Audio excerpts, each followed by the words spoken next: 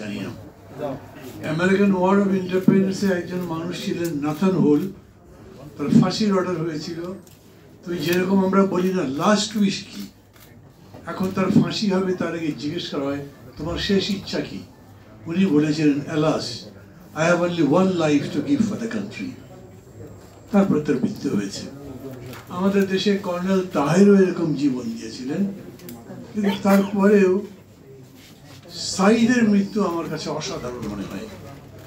কারণ এরকম করে একটা পরিবারের ছেলে, যার উপরে পুরো পরিবার নির্ভর করে, সেই লেখাপড়া করছে কেবল, এইভাবে জীবন দিল। কিংবা মুগ্ধতে গতকালকে আমরা ওইখানে একটা জনসভা করেছি আমাদের দলের পক্ষ থেকে, ঠিক যেখানে উনি মারা গেছেন সেখানে ওই যে পানি খাওয়াতে খাওয়াতে শেষ পর্যন্ত মৃত্যুবরণ করলো।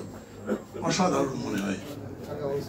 কিন্তু আজকে এখানে এসে আমার ধারণা একটু বদলে গেল। আমি তাদের ছোট করছি না, কিন্তু আমার মনে হচ্ছে যে ফরিদের যে ঘটনা, কিংবা ফরিদের সাথে 57 জন, 12-57 জন, 114 জন বলি, অথবা আরো যারা ফিরতে পারেননি আরো 357 জন বললেন আপনারা, এই মানুষগুলো কিন্তু জানতো তাদের পরিণতি কি হতে পারে। ফরিদের 200 কোটি টাকা নাই হয়ে গেছে। আমি আপনাদের কথা জানি না, ধরেন আমার 200 কোটি টাকা আছে, কেউ একজন আসছে সামনে জমদূত মনে করে, এসে বলছে হয় তুমি 200 কোটি টাকা নেবে, নইলে তোমার জীবন যাবে, কোনটা তুমি পছন্দ করো। মানে আমার পরিবারের জন্য হোক, যারা বেঁচে থাকবে তাদের জন্য আমি 200 কোটি টাকা রেখে যেতে পারবো, অথবা জীবন চলে যাবে। আমি কিন্তু 200 কোটি টাকা রাখতে চাই, মারা যাই তবু পরে যারা আছে তারা অন্তত বেঁচে থাকবে।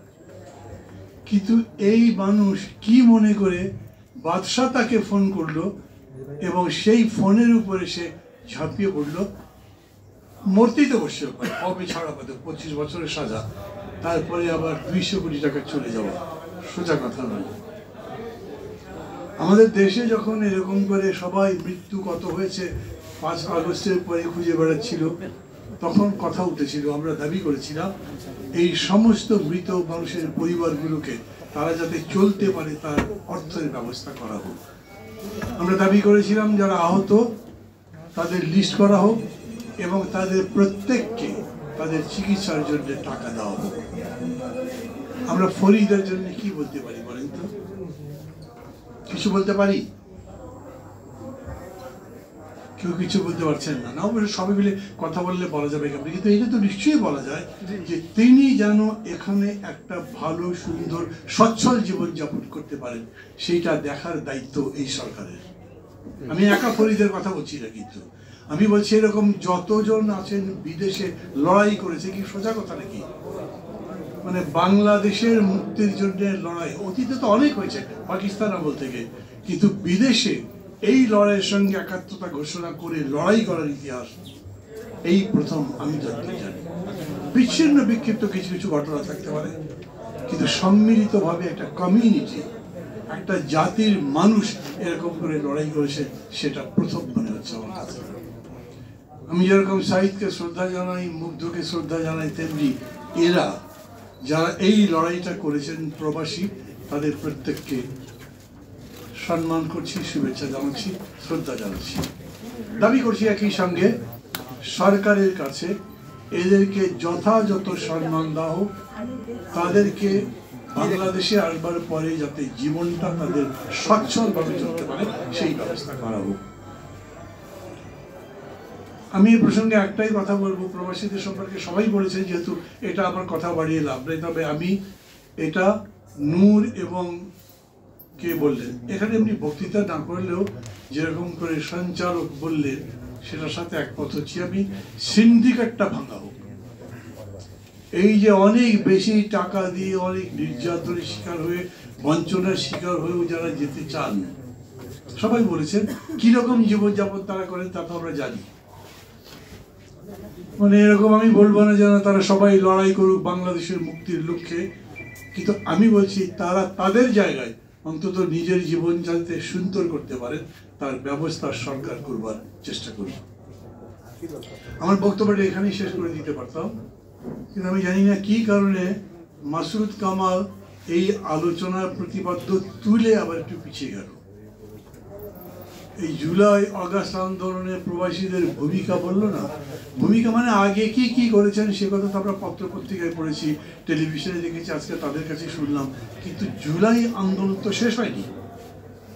প্রাথমিক বিজয় হয়েছে যে আমরা ফ্যাসিবাদকে পরাজিত করেছি, কিন্তু আন্দোলনের মধ্যে দিয়ে যে স্লোগানটা উঠেছে, একটা নতুন বাংলাদেশ চাই। নতুন বাংলাদেশ মানে পুরাতনের মতো নয়, শোষণ, বঞ্চনা, নির্যাতন, লুটপাট, গণতন্ত্রহীনতা আর ভোট চুরি করে, ডাকাতি করে, ভোট নষ্ট করে দেওয়া, এইরকম দেশ না। একটা দেশ, যেই দেশ বাসযোগ্য হবে, যেই দেশকে ভালোবাসতে পারবো, যেখানে বুক ভরে শ্বাস নিতে পারবো, অন্ন, বস্ত্র, শিক্ষা, চিকিৎসা, বাসস্থানের ব্যবস্থা একদিনে না হোক ধীরে ধীরে হবে, সেই রকম দেশ। এটা তো লম্বা আলোচনা, আমি অত লম্বা আলোচনার মধ্যে যাচ্ছি না। আমি প্রবাসীদের জন্য এই প্রসঙ্গের অবতারণা করছি, এটা কিন্তু খুব সহজ কাজ নয়। এমনকি কেউ কেউ এরকম বলেন না সংস্কারটা ঠিক মতো করা হোক। সংস্কার জিনিসটাই এমন যেটা ফ্রম ইনফিনিটি টু ইনফিনিটি চলতে থাকবে। বাংলাদেশ যতদিন আছে প্রতিদিনই এর সংস্কার করা দরকার। যে কোনো একটা বস্তুকে প্রতিদিন সংস্কার করবে, প্রতিদিন সেটা আরো উন্নত হবে। আমরা একটা নির্দিষ্ট সময়ের জন্য একটা নির্দিষ্ট বিষয়কে, উদ্দেশ্যকে সামনে রেখে সংস্কার করবার কথা ভাবি, এবং সেরকম যদি বলেন তাহলে বর্তমান সরকারের সংস্কার করবার ম্যান্ডেট কতদূর হতে পারে ঐতিহাসিকভাবে, এইটা ভাবা দরকার। কথাটা কেন তুলছি, ওরা সংস্কার সম্পূর্ণ করুক, তারপরে নির্বাচন। তাহলে হেলথ পলিসি ওবামা পলিসি হবে নাকি এনএচএস হবে? সবার জন্য শিক্ষা, স্বাস্থ্য, অন্ন সব নিশ্চিত করবার পরে ভোট হবে? এটা তো হতে পারে না। আমাদের লড়াইটাই হয়েছে গণতন্ত্রের জন্য, লড়াইটা হয়েছে নির্বাচন যাতে সুষ্ঠু হয় তার জন্য। এখন সবার কাছে এটাই বলতে হবে, আমরা একটা গ্রহণযোগ্য নির্বাচন চাই, যে নির্বাচনের উপরে দাঁড়িয়ে, যে নির্বাচনের ফলাফলের উপরে দাঁড়িয়ে আমরা সেই বাংলাদেশ করতে পারবো, যাকে আমরা গণতান্ত্রিক বলি, মানবিক বলি, কল্যাণধর্মী বলি, প্রবাসীদের প্রতি সম্পূর্ণ সহমর্মিতামূলক, সহযোগিতামূলক সরকার বা দেশ গঠন করতে পারি। কি করতে হবে? মিনিমাম জিনিস হচ্ছে একটা পুলিশ বাহিনী রাখবে যেটা ভোট করতে দেবে, একটা গণপ্রশাসন লাগবে বা সিভিল অ্যাডমিনিস্ট্রেশন যেটা এই ভোটকে সহযোগিতা করবে,